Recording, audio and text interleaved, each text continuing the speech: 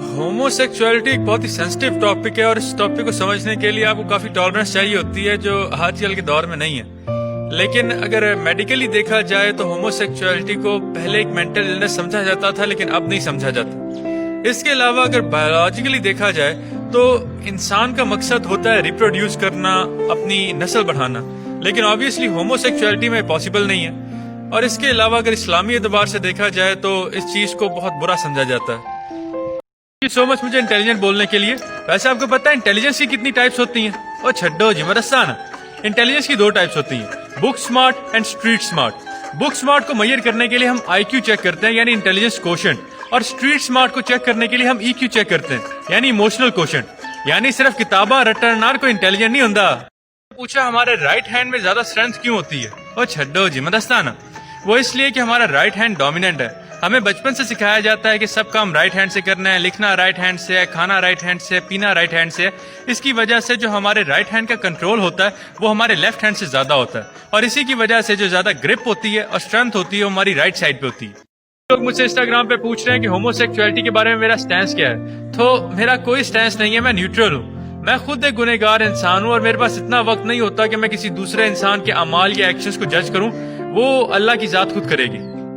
पता है right handed और लेफ्ट हैंडेड लोगों में फर्क क्या होता है? ओ छड्डो जी मरस्ताना, राइट हैंडेड लोगों के दिमाग का लेफ्ट हेमिस्फीयर ज्यादा डोमिनेंट और ज्यादा एक्टिव होता है। इसके अलावा जो लोग लेफ्ट हैंडेड होते हैं उनके दिमाग का राइट हेमिस्फीयर ज्यादा एक्टिव और ज्यादा डोमिनेंट होता है। यानी आप अपनी जिस साइड को भी ज्यादा इस्तेमाल करोगे वो आपकी डोमिनेंट साइड बन जाएगी और आपके दिमाग का ऑपोजिट हिस्सा डोमिनेंट हो जाएगा।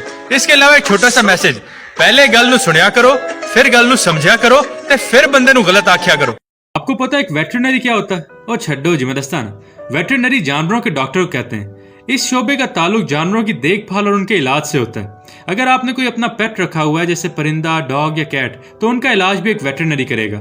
इसके अलावा पाकिस्तान, जहाँ पे एग्रीकल्चर इंडस्ट्री इतना बड़ा शोबा है, वहाँ पे इन डॉक्टरों का होना बहुत जरूरी होता है। इसीलिए तो कहते हैं कभी साढ़े वर्गे जमींदारां तो पूछो, जो डेरे ते डंगर बीमार पैंदा है ना, तो फिर पता लगता है कि डंगर डॉक्टर की अहमियत की है। छड्डो जी, मुझे लगता है मैं ये पहले बोल चुका हूँ।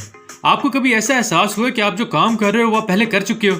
आपको इस कंडीशन का नाम पता है? और छड्डो जी मरस्ताना, इस कंडीशन को डेजा वू कहते हैं। डेजा वू फ्रेंच जुबान का लफ्ज़ है, इसका मतलब होता है ऑलरेडी सीन यानी पहले देखा हुआ। इस कंडीशन के अंदर आपके दिमाग के कुछ सर्किट्स एबनॉर्मली सिग्नल फायर कर देते हैं, जिसकी वजह से आपको ये एहसास आता है कि जैसे आपने ये काम पहले कभी किया हुआ है। ये कंडीशन किसी बीमारी की अलामत नहीं है और ये नॉर्मली होता रहता है। It is just a glitch in the matrix.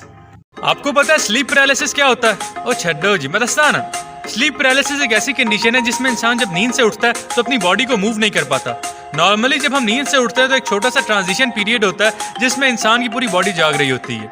Sleep paralysis के अंदर इंसान का माइंड फुली अवेक हो जाता है, लेकिन अभी बॉडी पूरी तरह जागी नहीं होती। इसकी वजह से इंसान अपनी बॉडी मूव नहीं कर पाता और इसके अलावा उसे अपनी छाती पे भी एक बोझ सा महसूस होता है। ये कंडीशन सिर्फ कुछ मिनटों तक रहती है और उसके बाद इंसान नॉर्मल हो जाता है। ये कंडीशन आमतौर पे उन केसेस में होती है जब इंसान बहुत ज्यादा थका हुआ हो और फिर सोए, या उन लोगों में जो अपनी नींद पूरी नहीं करते, जिनमें स्लीप डेप्रिवेशन हो और जब वो सोते हैं तो उसके बाद उनमें स्लीप पैरालिसिस होने के चांसेस होते हैं। इसके अलावा नार्कोलेप्सी के अंदर भी स्लीप पैरालिसिस के चांसेस होते हैं।